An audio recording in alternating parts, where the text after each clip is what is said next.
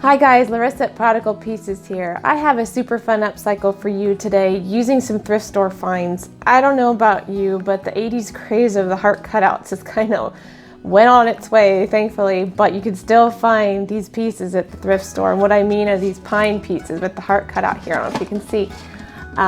They are pretty much plentiful, and when I was out shopping, I found a few of them at the same time. And I already did 2 of them and showed them over on the blog. Today I'm taking this bread box and turning it into something for my home. Now, sometimes you can cut out the hearts and make do with them. I've shown that at my blog, prodigalpieces.com, where you can eliminate them completely if you like, or like today, we're gonna make use of it and make it fit more of a modern style with an aged feel. You could go farmhouse with it, you could go shabby chic. I'm kind of looking for cottage chic with a little bit of country twist to it. But basically you could use any bin, anything like this. You're gonna just need a basic tool of a power strip and a drill with a bit. The bits, you could use a hole saw like this. You could use a spade bit or a Forstner bit like I'm gonna be using here. So when you're doing this, you want to open up what you're doing and measure your strip and check, but also make sure that it's up high enough up the back that you don't drill into the base of the box. I'm going to add a hole here.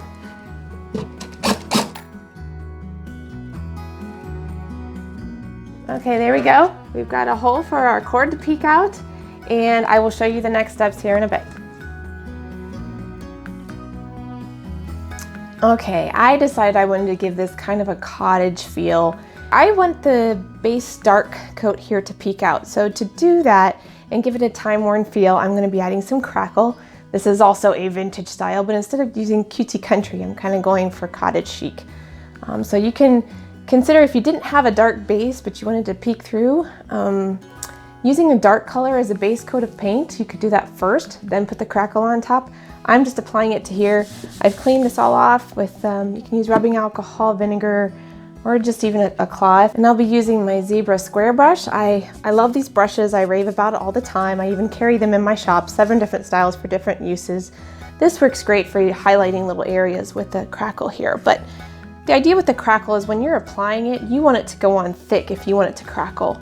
And we apply it quickly, put it on where we would want normal age and wear to appear. And let it dry. Then we're going to come back and apply our paint, and I'll show you that next steps.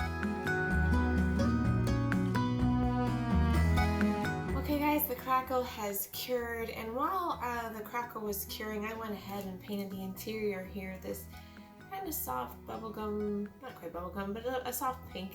Fun contrast from what I'm going to do on the exterior here. Now remember, the crackle is dried, and I wanted to do an aged appeal to the front here. I'll be adding a graphic on top of the paint. You'll see that in the end result. But right now I'm using a color that's a nice soft, called vintage, aqua kind of color. And when I do this, I'm going to put it on thick.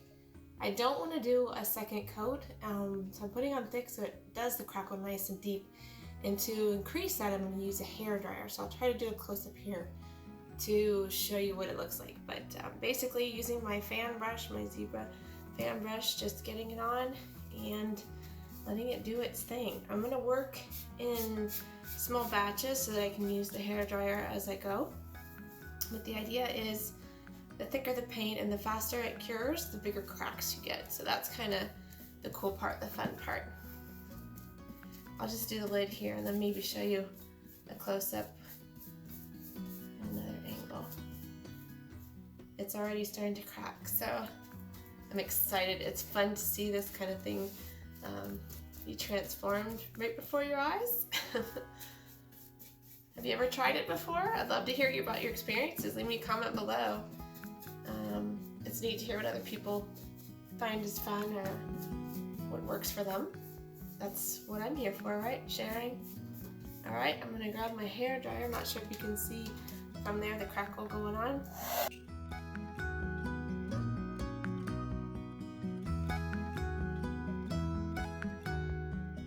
Let it continue to do its thing, and you can see some crackle. I'll do close up here to show you, but from here you can have added whatever you want to do. You can add some waxes for contrast and contours. You can distress it a bit with some sandpaper. Really, it's all up to you how you want to finish this off. I'm just here to show you how to get the end result. I did also want to make mention that when I did the interior, I should say before I did the interior, you see that strip I added back there? It's just a 1x piece of wood that I cut and placed it up against where the power strip would be sitting so that my phones and devices can sit at an angle. I'll show you then here. But I just used some wood glue, attached that in, and used a couple brads to hold it in place. Okay, I told you that I would do a close-up. I'm not sure you can see that crackle there. Isn't that neat? I'll do another surface here so you can take a peek how it happens. Again, just using my fan brush here, brushing on, and I want it to be thick. Because the thicker it is, obviously the less we have to worry about doing a second coat, because when you do a second coat, you're going to cover your cracks. This time around, we want to just do one with the crackle. Obviously, if you're painting regular, you don't need to do that, but all right, there we go. Open, make sure. And then I'm going to take my hair dryer.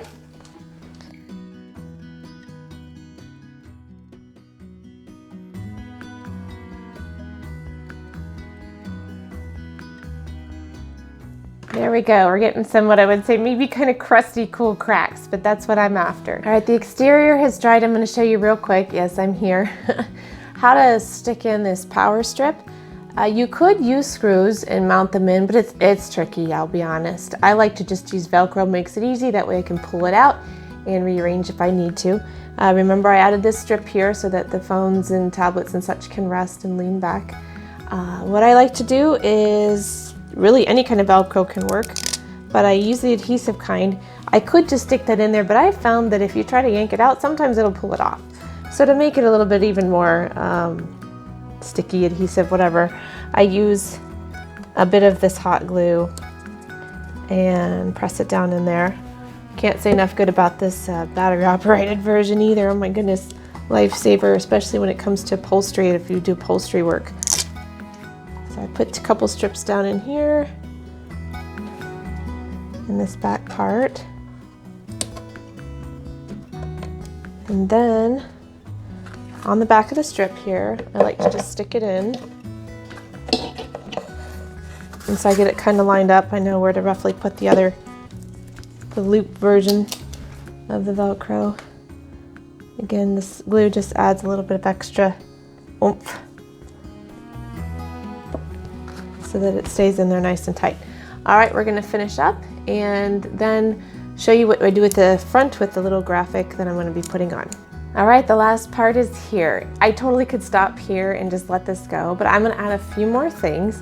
One of them is a vintage graphic. I love typography, vintage, advertisements, whatnot. So typically when I do something like this, I add a little bit of personal touch. Back when I did another bread box, I had a vintage one that had this text on it, and I took the picture, used it to crop it out, and then make this in my computer. And then what I do to transfer it is to use an artist pastel, or you could use graphite paper, but the pastels can be as simple as these Crayola version. I have all the details on my blog of all the supplies I'm using, so feel free to pop over and get all the information. But I typically use either a tracing pad or my window, and I rub over the back of the graphic to get the pastel on there. And then to transfer it on, just place it on. I use some low-tack tape because we don't want to yank off the tape that paint, that we've put on there. And then what I use is a colored pencil, and I trace it to get the design on there, take the paper off, then I hand paint it in. After that, it's pretty much free reign. I might add a little bit of some gray wax and distressing, but I'll show you what we've got in the finished results here. Yay!